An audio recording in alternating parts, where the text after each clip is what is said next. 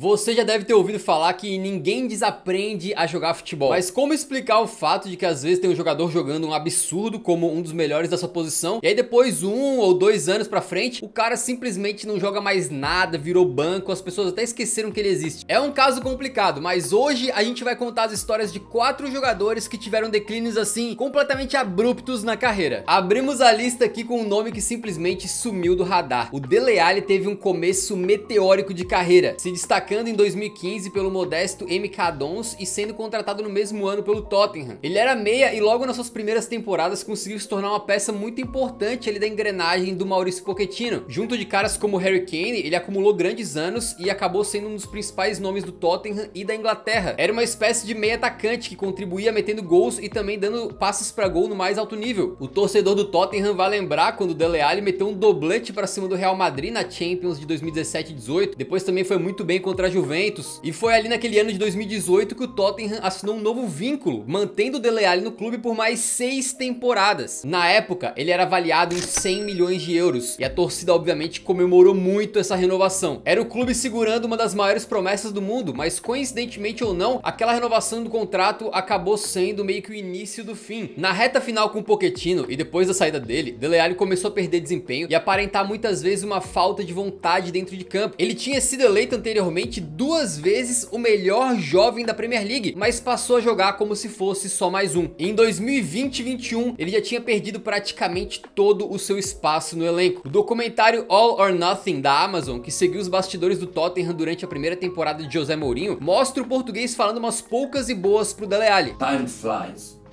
Time flies. And I think one day, I think you will regret if you don't reach what you can reach. Aí depois de 3 temporadas, o torcedor do Tottenham realmente se perguntava se o Dele Alli tinha desaprendido a jogar bola, né? E inacreditavelmente, o homem que chegou a valer 100 milhões acabou sendo negociado com o Everton de graça. Ele passou muito longe de apresentar um bom rendimento e logo depois foi emprestado pro Besiktas da Turquia. Lá não teve números expressivos e chegou a ser vaiado numa saída de campo.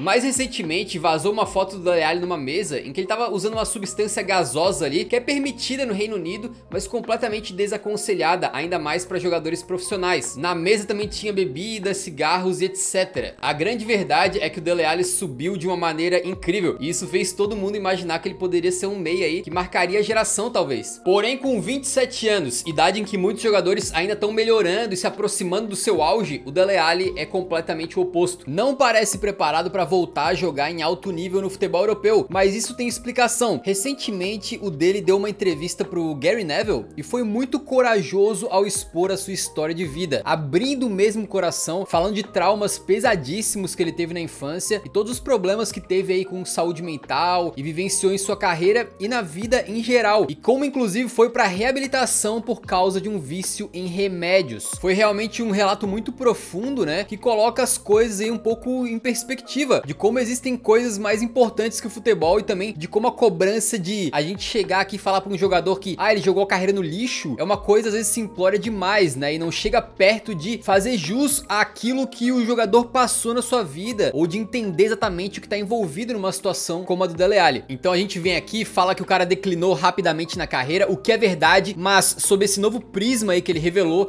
a gente tem que entender que ele ter alcançado o que alcançou na vida já foi uma conquista grandiosa. O Dele Alli merece todo o nosso apoio e ele contou que voltou a ter paixão pelo futebol, então vamos torcer para que ele volte a jogar bem, mas mais do que isso, que ele volte a desfrutar daquilo que ele faz e da sua própria vida. Outro exemplo que se encaixa perfeitamente no tópico desse vídeo é o Eden Hazard. Surgindo como um talento único no futebol belga, o atacante sempre chamou atenção com o talento dele que era muito diferenciado, né, com muita velocidade, dribles, um jogador muito criativo. Com tanta expectativa gerada sobre ele, o Lille estava de olho no talento, né, e foi buscar o Hazard logo cedo para sua base, onde o atacante se destacou desde o primeiro minuto, tanto é que estreou pelo time principal com apenas 16 anos na temporada 2007-2008. E dos 16 anos pra frente, a carreira do Hazard viraria simplesmente mágica. Na temporada seguinte à sua estreia, ele já virou parte de vez da equipe principal do Lille. Mesmo sem ser titular, teve impacto muito positivo para um jogador da sua idade. Ao fim da temporada, foi eleito o melhor jogador jovem da Ligue 1, e isso aconteceu também em 2009 e 2010. Um fenômeno estava sendo criado. Na temporada 2010-2011, o Hazard mudou de patamar. Virou titular e referência técnica da equipe. Foi simplesmente mágico e o principal responsável pela dobradinha do Lille, que venceu a Ligue 1 e a Copa da França naquela temporada. Tudo isso culminou com ele sendo eleito o jogador do ano na Ligue 1. Na temporada seguinte, ele mais uma vez joga bem a ponto de ser o jogador do ano. Então ele chegou aos 21 anos como um jogador já ultra premiado, com títulos na carreira e um potencial gigantesco. Foi aí que o Chelsea abocanhou. Por 35 milhões de euros levou o belga para a Premier League e ele teve um impacto imediato,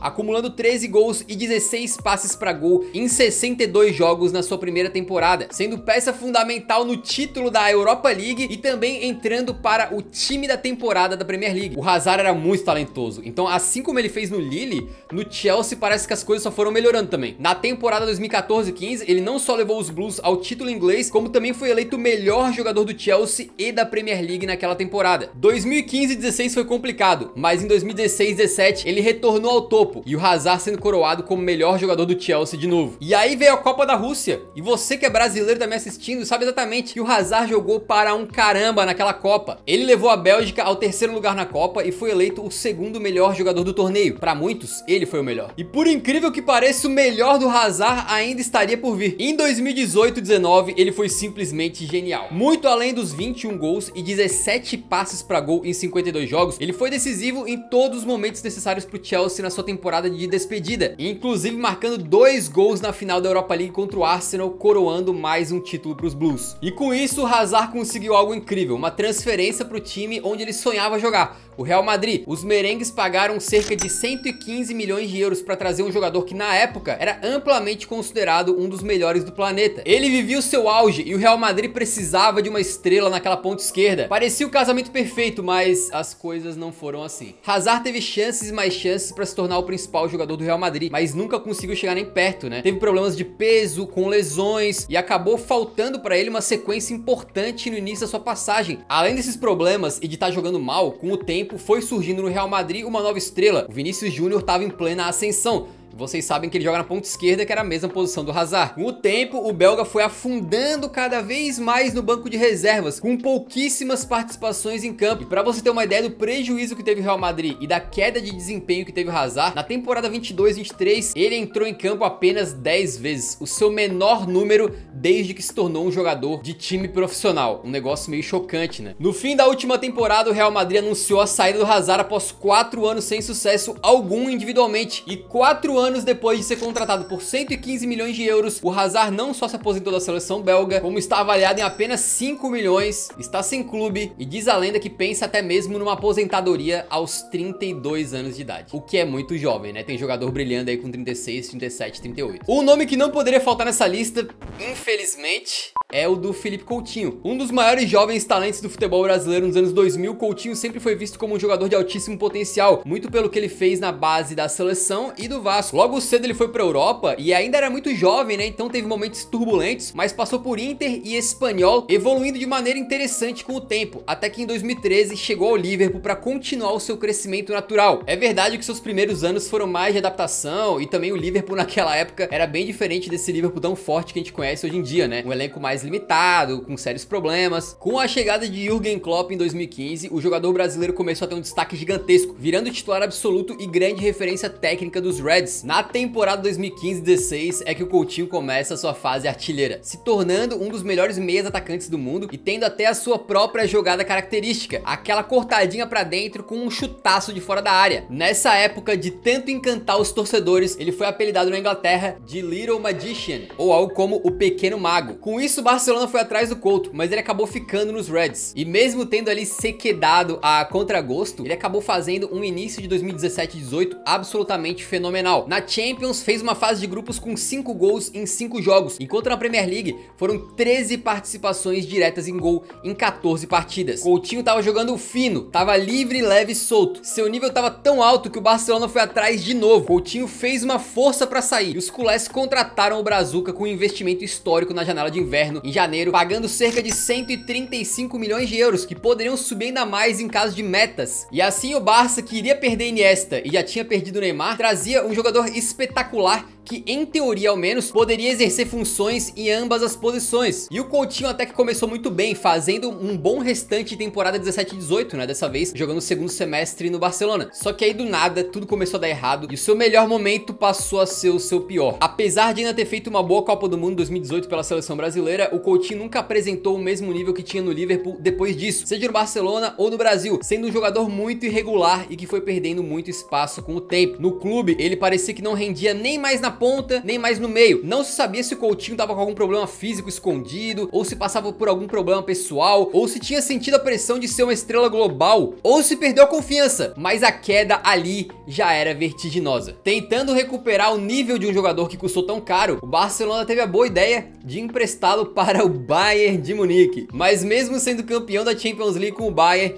e marcando 2 gols em cima do próprio Barça na Champions, o brasileiro não conseguiu impressionar tanto a ponto de ser comprado em definitivo pelos bávaros, né? Então ele voltou pro Barça. Só que aí absolutamente nada funcionou. Algumas lesões, atuações bem ruins e irregulares, ainda mais em uma época de muitos problemas dentro do time catalão, e com isso em tão pouco tempo um dos craques do futebol passou a ser visto como dispensável. A gente consegue ver um pouco desse declínio abrupto pelos números do Transfermarkt, né? Ele chegou a ser avaliado em 150 milhões de euros no final de 2018, e aí apenas um ano depois, no final de 2019, já tava valendo 70 milhões, menos da metade. Depois desse marasmo, o Coutinho acabou com uma transferência que poucos anos antes ninguém poderia imaginar. O Gerrard convenceu ele a ir jogar no Aston Villa, que pô, qualquer um em 2018 afirmaria que era um degrau, se não 2 abaixo daquilo que o Coutinho jogava, né? Apesar de um início promissor, ele mais uma vez entrou numa maré bem ruim, se machucando antes da Copa do Mundo e virando banco do time na temporada 22-23, agora sob o comando de Unai Emery. Com 31 anos, Coutinho não parece mais ter o nível para ser titular de um time da Premier League. É uma tristeza para todos nós, porque, cara, quem viu o Coutinho no auge sabe como ele era bola. Agora, quem não ficou muito triste com toda essa situação aí foi o torcedor do Liverpool, porque com a grana absurda que os Reds ganharam com o Coutinho, eles meio que financiaram as compras de Van Dijk e Alisson, que foram as últimas peças que faltavam pro Klopp ter um timaço na mão e aí começar a ganhar tudo. Pra fechar a lista, chegou a hora de a gente falar do chileno Alexis Sánchez. Muito bem avaliado desde os tempos de Colo-Colo, o atacante logo chamou a atenção do futebol italiano sendo negociado com a Udinese, onde teve bom destaque e assim deu um passo gigantesco rumo ao Barcelona. Na época, a equipe catalã ainda era treinada pelo Pep Guardiola e, como a gente sabe, ele adora potencializar jogadores. E o Pep foi importantíssimo para desenvolver muito bem o Alexis. Ele começou a crescer bastante ao lado de craques como Xavi, Iniesta e Messi, vendo seu futebol ganhar cada vez mais destaque com o passar das temporadas. No seu último ano no clube, sendo muitas vezes titular ao lado de Messi e Neymar, Alexis teve ótimos números, com 30 participações em gols, com direito a esse golaço absurdo em El Clásico e tudo mais.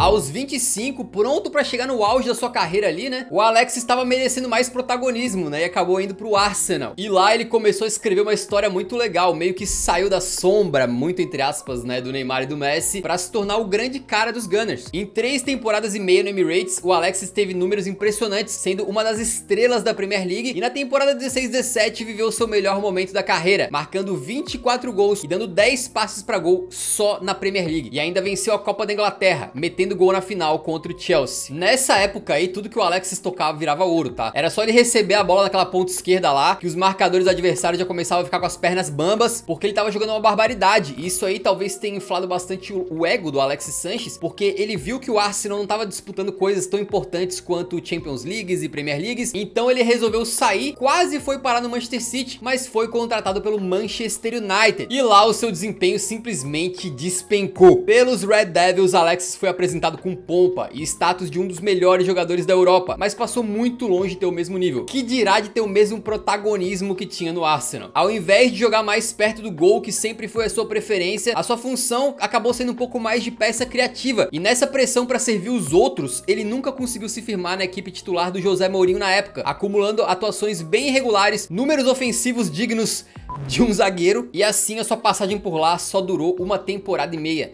Foi um desastre absolutamente completo. Depois disso, o Sánchez tentou se reencontrar no futebol, já bem mais desvalorizado, né? No mesmo lugar onde ele apareceu pro mundo, que é no futebol italiano. Aí ele foi pra Inter de Milão. Só que apesar de ter ficado 3 temporadas por lá, não dá pra dizer que a mesma magia dos tempos de Arsenal apareceu. Bem verdade que ele conquistou a Série A na temporada 2021, mas era um jogador já com poucos minutos, né? Que geralmente vinha do banco, entrando mais no final dos jogos. Eu gostava muito do Alexis Sánchez e torcer pra ele conseguir recuperar a forma dele, né? Mas a verdade verdade é que, apesar de ele ter tido alguns bons momentos, o Alexis nunca voltou a ser aquele do Arsenal. O valor de mercado Transfer Market ajuda a exemplificar isso. Mesmo aos 29 anos, estava valendo 70 milhões de euros quando chegou em Manchester. Menos de 2 anos depois, já na Inter, estava avaliado em apenas 20 milhões. E eventualmente saiu do clube com um valor de mercado de 3 milhões e meio. Uma coisa que a gente tem que tirar o chapéu pro Alexis é que ele sempre foi um cara muito dedicado e muito comprometido, tá? Um cara muito esforçado que gosta de treinar, gosta de se preparar, super profissional e motivado. Então, mesmo perdendo um pouco daquela qualidade que ele tinha, ele foi pro Olympique de Marselha e teve uma primeira temporada bastante boa. Fez 14 gols e deu 3 passes pra gol na liga, se tornando um jogador importante do time, porém ainda bastante longe do que foi aquele Alexis